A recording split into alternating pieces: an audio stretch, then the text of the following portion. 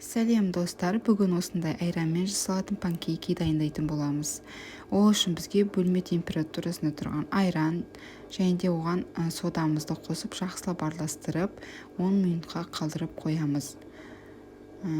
Бөлек ыдысқа бір жұмыртқамызды жарып алып, 80 грамм қантымызды қосып жақсылап араластыратын боламыз.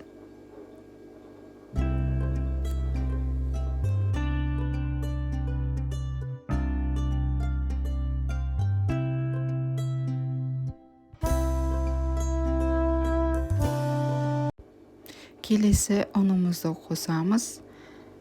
Жақсылап біркелкі болғанға дейін араластырып,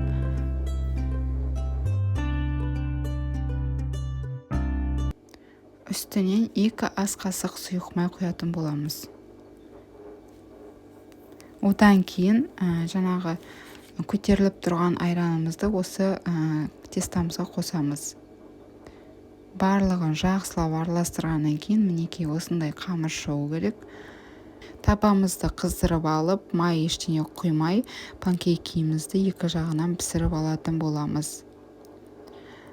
Мінекей бір жақ қызарғанын күтіп, екінші жағына ауыстырып пісіріп аламыз.